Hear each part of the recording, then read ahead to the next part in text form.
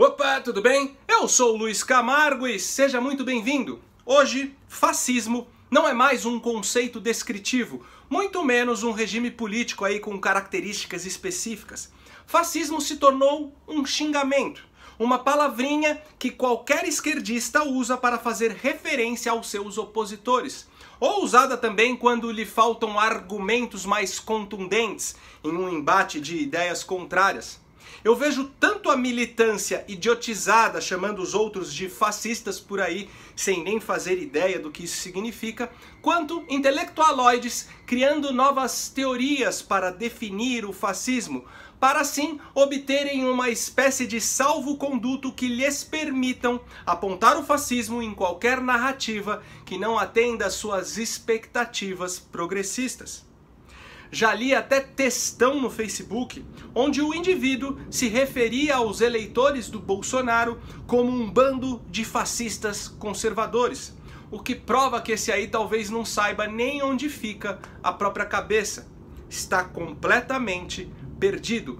Não sabe o que é conservadorismo, muito menos fascismo. Os dois conceitos são extremos opostos.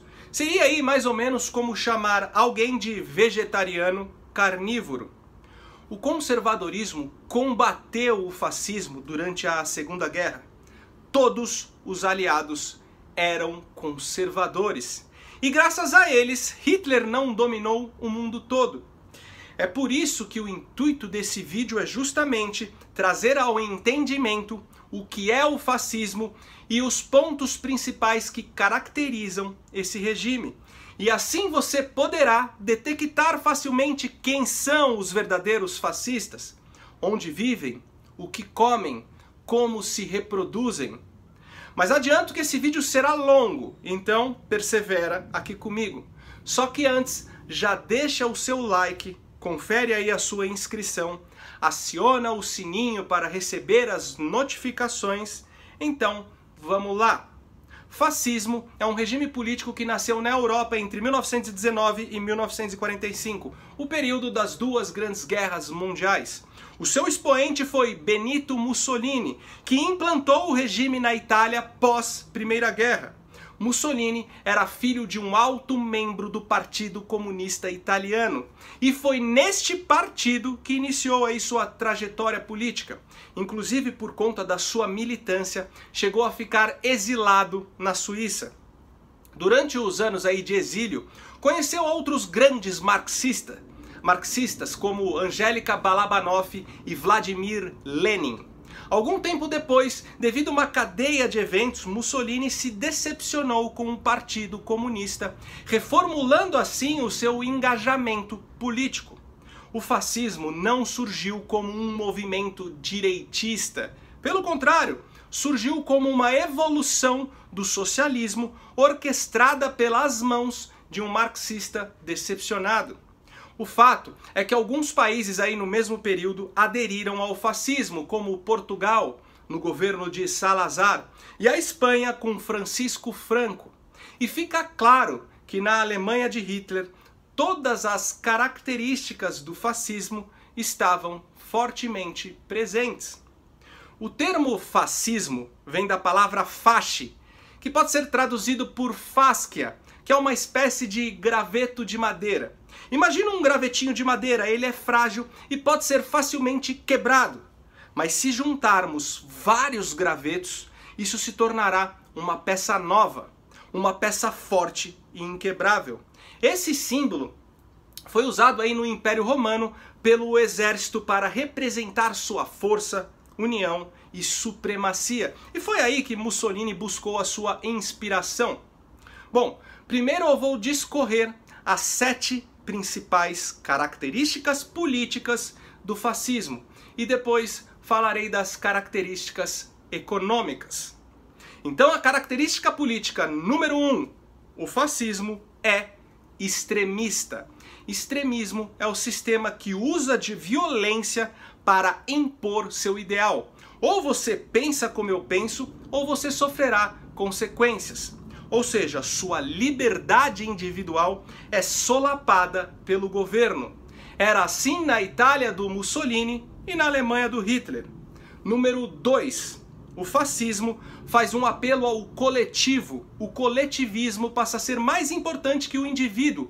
Ou seja, sua vida individual, só tem valor se ela estiver junto com as demais pessoas, contribuindo para o ideal instituído pelo partido. Do contrário, você pode ser aí completamente descartado. Mussolini usava o discurso da força do coletivismo, pregando que a Itália voltaria a ter novamente a opulência do Império Romano. Assim como o nazismo, que se valia dos discursos hipnotizantes do Hitler de apelo ao coletivo e ao orgulho nacional e étnico. Número 3. O fascismo promove a hierarquização da sociedade através do hipernacionalismo ou da supremacia de determinada raça, como na obsessão nazista pela raça ariana. Número 4. O fascismo promove o desarmamento civil. Tanto a Itália de Mussolini como a Alemanha de Hitler passaram por campanhas de desarmamento. Número 5.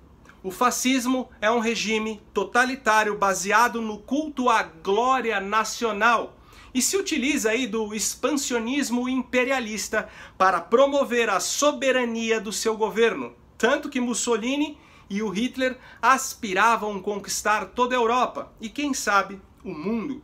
Número 6. O fascismo precisa de uma militância popular, pois se sustenta através de uma sociedade que é adestrada no fanatismo pelos símbolos, slogans e pela figura do seu líder. Número 7. O fascismo é um regime centralizador, que procura não só manter a economia, mas todos os setores da vida social e das classes sociais sob o controle estrito do governo. Como na fala do próprio Mussolini, tudo para o Estado, nada fora do Estado e nada contra o Estado. Analisando aí cada uma dessas características, percebemos que o comunismo é muito semelhante ao fascismo. Os dois regimes se beijam, um está a meio passo do outro. O comunismo é extremista, pois também vemos o uso da violência na imposição aí do ideal revolucionário. No comunismo, vemos o apelo ao coletivismo, com o solapamento da liberdade individual. O comunismo não permite o armamento civil. No comunismo, vemos a doutrinação do ideal revolucionário disseminados aí nas escolas e através dos meios culturais. Vemos no comunismo uma militância histérica que cultua símbolos e slogans e que elevam aí seus líderes à estatura de verdadeiros messias. E esses, por sua vez, também regem um governo totalitário e extremamente centralizador. No comunismo, assim como no fascismo, tudo é para o Estado, nada é fora do Estado e nada é contra o Estado. Se olharmos para Cuba, Coreia do Norte, para a antiga União Soviética, percebemos um fascismo fantasiado de comunismo. E se olharmos para a Alemanha de Hitler ou para a Itália de Mussolini, vemos um comunismo fantasiado de fascismo. Na verdade, eu diria que a diferença está apenas no discurso de cada um dos dois regimes. Digamos que são usadas aí estratégias de marketing diferentes.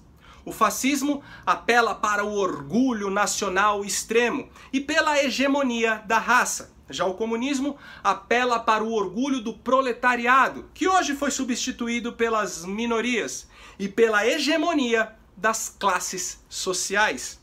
E como todo mundo está cansado de saber, nazismo vem da sigla nazi, que significa Partido Nacional Socialista dos Trabalhadores Alemães. Bom, entendido até aqui? Agora vamos para as características do fascismo no plano econômico. E na economia encontramos sim uma minúscula disparidade com o comunismo. No comunismo, há uma absorção direta da economia pelo Estado, justamente para acabar com os desníveis sociais. Ou seja, deve acontecer uma desapropriação total do que é privado e tudo passa a ser do Estado. Já o fascismo percebeu que isso não agrada muito. A igualdade social é alcançada sim, mas as pessoas são niveladas pela margem da pobreza, o que gera revolta da classe burguesa e também uma profunda instabilidade social. Então o fascismo usa uma estratégia mais inteligente, mas que no final acaba dando na mesma, com a diferença aí de que a população não percebe. O regime fascista vem com a bonita proposta de que o governo vai apenas ajudar a economia. Então o Estado elege algumas empresas para conceder uma espécie aí de suporte estatal. As empresas recebem apoio financeiro e facilidades burocráticas para alavancar seu crescimento econômico. Mas isso é concedido apenas para as empresas que fazem conluio com o regime, beneficiando de alguma forma o partido fascista. As empresas que querem operar aí de uma forma verdadeiramente privada, não se enquadrando com o governo, acabam sendo minadas. A longo prazo, sobram apenas as empresas semi-estatizadas.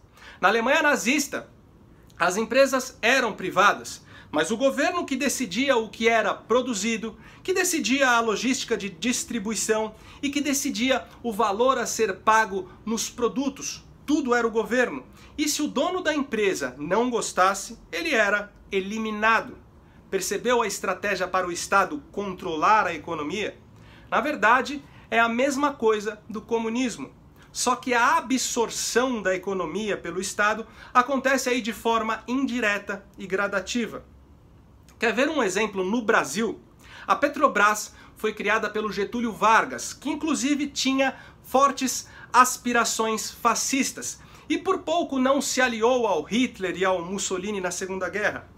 Mas você percebe que quando se fala em privatização da Petrobras, o PT vem com aquele discurso anti-privatização e apelando para o coletivismo, que a empresa pertence ao povo, que é um estandarte da soberania nacional. Mas a realidade é que a estatal gera um monopólio do petróleo por parte do governo. E por não existir concorrência, somos obrigados, sem liberdade de escolha, a consumir uma gasolina caríssima. E a empresa ainda serve de fomento para a corrupção, para assim financiar o partido vigente no poder. E quem paga a conta toda em nome de um suposto bem do coletivo somos nós. Viu só? Tá aí um grande exemplo de fascismo. Quer ver outros dois exemplos fascistas também criados no governo Vargas e que são aí defendidos com unhas e dentes pelos nossos amiguinhos esquerdistas? O BNDES e a CLT. Um serve para financiar as empresas que fazem conluio com um projeto de poder do governo, e o outro é uma forma do governo, através de intrincados direitos trabalhistas, controlar a iniciativa privada. Quer mais? Quando a Lei Rouanet é seletiva em escolher e apoiar apenas os artistas e os projetos que sustentam aí a ideologia do governo, está usando de meios fascistas. Quer ver aí outro exemplo de fascismo na economia brasileira? Na Lava Jato, veio à tona as empresas que recebiam benesses do governo via BNDES. E muitas outras que não participavam da boquinha quebraram, porque não tinham como competir. Puro fascismo. Se lermos o plano de governo do Haddad, encontramos controle da imprensa, assim como a criação de uma empresa pública de comunicação para transmitir o posicionamento do governo. Encontramos controle do Ministério Público, tributação de lucros e dividendos, ou seja, o governo participando dos lucros da iniciativa privada que já foram devidamente tributados. Encontramos aumento do imposto territorial rural, contribuição sindical obrigatória, desmilitarização da polícia, tirando essa da tutela das Forças Armadas para ficar nas mãos de sindicatos que são controlados pelo partido. Enfim, inúmeras propostas que deixam tudo para o Estado, nada fora do Estado e nada contra o Estado, exatamente como Mussolini ensinou. Por outro lado, Bolsonaro é o fascista mais incompetente de todos os tempos. O programa de governo dele promove a liberdade de mercado. defende o Estado mínimo, tem um robusto programa de privatizações, assegura direitos individuais do cidadão, desregulamenta e desburocratiza a iniciativa privada para que esta caminhe aí com as próprias pernas sem a intromissão do Estado. Garante o direito à posse de arma de fogo para o cidadão de bem e assegura a liberdade de imprensa. Se o Bolsonaro fosse do partido do Mussolini e lhe apresentasse esse programa de governo, ele seria executado por alta traição.